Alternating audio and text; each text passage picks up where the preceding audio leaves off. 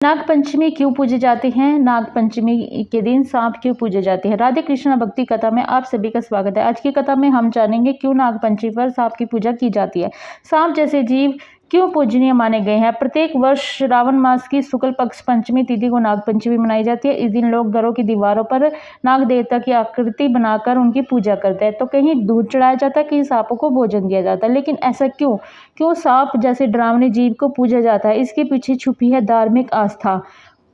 बहुत समय पहले की बात है। राजा परीक्षित अर्जुन के पोते और अभिमन्यु के पुत्र थे। एक बार उन्होंने गलती से एक ऋषि का अपमान कर दिया था, जिससे उन्हें तक्षक नाग सिंह ने डस लिया था और उनकी मृत्यु हो गई। राजा परीक्षित के पुत्र जंजय को यह बात दुखद लगी। उन्होंने बदला लेने के लिए नागों को समाप्त करने के लिए यज्ञ आरंभ कर दिया। उस यज्ञ की अग्नि इतनी प्रचंड थी कि एक एक करके सारे नाग उसमें खिंचते चले गए। सभी नाग भयभीत हो गए। इंद्रलोक तक कंपन फैल गया। तक्षक नाग ने स्वयं इंद्रलोक की शरण ली। तब इंद्र भी संकट में पड़ गए, क्योंकि यज्ञ उनको भी अपनी तरफ खींच रहा था। तभी वहां से आस्तिक ऋषि, जो माता मनसा और ब्रह्मा के पुत्र थे, उन्होंने यज्ञ मंडप में जाकर जंजय से कहा, राजन, यह यज्ञ बंद कर दीजिए। इस प्राणी भगवान की संतान है। बदले की भावना में पूरे नाग वंश को समाप्त करना उचित नहीं है। जन्मेजय उनकी बुद्धिमत्ता से प्रभावित होकर यज्ञ को वहीं रोक दिया। तभी से वह परंपरा बनी हुई है। हम नागों की पूजा करते हैं, नफरत नहीं। एक और कारण है, भगवान शिव के गले में वास्तविक नाग के विराजमान है।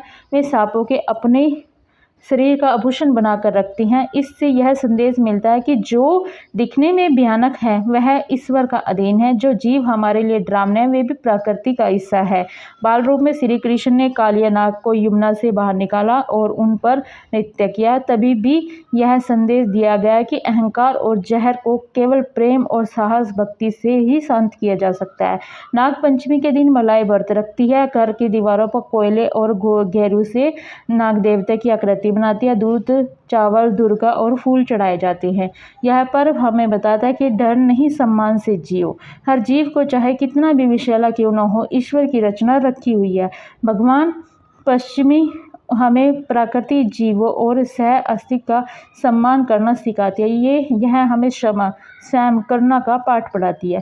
अगर आपको हमारी ये भक्ति कथा अच्छी लगी हो तो हमारे चैनल को सब्सक्राइब करना। मिलते हैं अगली नेक्स्ट वीडियो में। हर हर महादेव। राधे राधे।